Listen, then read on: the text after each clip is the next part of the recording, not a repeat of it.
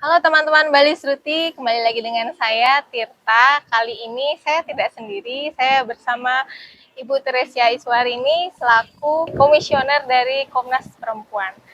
Selamat Selamat sore sore, Mbak Mbak Rini. Tirta. Oh ya Mbak Rini, kegiatan hari ini boleh diceritakan tentang apa dan dari bagaimana dan apa manfaat dari kegiatan hari ini Mbak? Ya, hari ini itu senang karena ketemu dengan banyak organisasi perempuan. Kita membicarakan atau mendiskusikan isu yang sangat dekat dengan kita, yaitu kesehatan reproduksi perempuan ya. Dan ini kaitannya dengan Undang-Undang Tindak Pidana Kekerasan Seksual. Nah, kalau semua udah tahu ya pasti 2022 lalu Indonesia sudah punya yang namanya Undang-Undang TPKS. Undang-Undang nomor 12 tahun 2022. Nah, salah satu yang sebenarnya sedang kita dorongkan adalah bagaimana perlindungan dan layanan yang terbaik bagi perempuan korban kekerasan seksual. Nah, setelah Undang-Undang TPKS disahkan juga Undang-Undang KUHP nomor 1 tahun 2023. Di dalamnya mengatur soal layanan bagi perempuan korban perkosaan, bagaimana mereka bisa mengakses layanan aborsi aman. Ini menarik karena Undang-Undang nomor 36 tahun 2009 juga sebenarnya mengatur soal layanan aborsi aman bagi perempuan korban perkosaan. Nah, 2023 Undang-Undang Kesehatan kita juga sudah dikeluarkan ya dan sudah disahkan. Salah satunya juga mengatur soal layanan aborsi aman. Pertanyaannya adalah bagaimana kita sudah punya seluruh regulasi ini, gimana nih mengoptimalkan layanan yang terbaik bagi perempuan korban perkosaan dan korban kekerasan seksual gitu. Jadi tuh pembicaraan yang hangat di antara para aktivis perempuan karena kita percaya bahwa tubuhnya perempuan itu akan sangat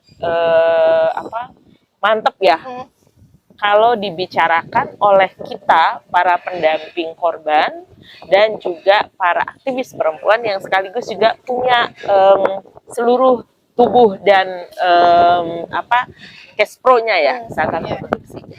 Jadi dari perempuan sendiri itu yang tahu juga apa kebutuhan. Iya, jadi dari perempuan untuk perempuan oleh perempuan. Jadi kalau dari korban kekerasan sendiri juga apa layanan yang bisa didapatkan oleh mereka, terutama mungkin yang mengalami kehamilan karena kehamilan tidak diinginkan ya karena kekerasan.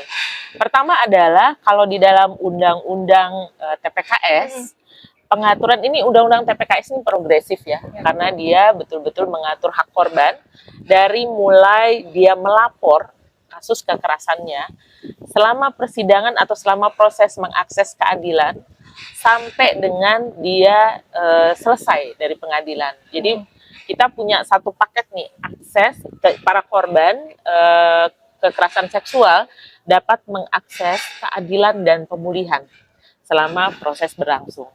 Jadi praktis, lembaga layanan itu harus menyediakan apapun yang dibutuhkan oleh korban ketika dia ada di kantor polisi misalnya. Dia harus lapor, dia harus menceritakan berbagai hal, terutama terkait dengan kasus yang dia alami. Nah, kemudian di masa penuntutan di tingkat kejaksaan, jaksa boleh kontak Bali Sruti misalnya, atau kontak LBH Apik Bali atau WCC, betul, untuk membantu mendampingi korban. Bisa jadi korban pada saat itu masih merasa trauma gitu ya. Nah, di tingkat pengadilan nanti pendamping juga bisa mendampingi para korban berhadapan dengan peradilan, berhadapan dengan hakim. Berarti gitu. Tetap dikawal gitu Mbak. Betul, tetap dikawal. Bahkan ketika misalnya hakim melakukan reviktimisasi atau menanyakan pertanyaan-pertanyaan yang potensial akan menyebabkan korban menjadi korban kembali, Iya. pendamping bisa memberikan masukan gitu. Karena sebenarnya hakim juga terikat pada Perma 3 2017, yaitu perma untuk membantu hakim jangan sampai mengeluarkan pertanyaan-pertanyaan yang membuat korban merasa dikorbankan kembali gitu. Jadi kebayang nih bagi mereka termasuk korban perkosaan yang membutuhkan layanan aborsi aman, seharusnya dia juga bisa mengakses layanan itu. Dan memang ini masih harus kita dorongkan karena dinas-dinas terkait, kementerian terkait seharusnya bisa membuat panduan atau apapun layanan yang bisa diakses oleh para korban. Berarti agar juga bisa memfasilitasi korban agar tidak menjadi korban kembali ya Mbak. Betul sekali. Terima kasih Mbak Rini, seru banget. Ada closing statement nggak untuk kita atau mungkin pendengar atau penonton Bali Sruti mungkin yang bisa jadi adalah pendamping juga atau mungkin korban juga, korban dari kekerasan seksual Mbak. Nah, ini saya mau melihat Bali ya, Bali sebagai sebuah provinsi yang semua orang datang. Kekerasan seksual bisa jadi banyak tercatat ataupun tidak tercatat, lapor maupun tidak melapor gitu ya. Kemungkinannya banyak sekali. Jadi saya mendorong seluruh pemerintah, aparat penegak hukum, juga lembaga layanan saling bekerja bersama membantu korban kekerasan seksual, termasuk korban perkosaan yang ingin mengakses layanan aborsi aman untuk bersama-sama memperkuat korban ya. Karena ini adalah mandat dari Undang-Undang TPKS dan nanti di tahun 2026 kita menerapkan Undang-Undang KUHP.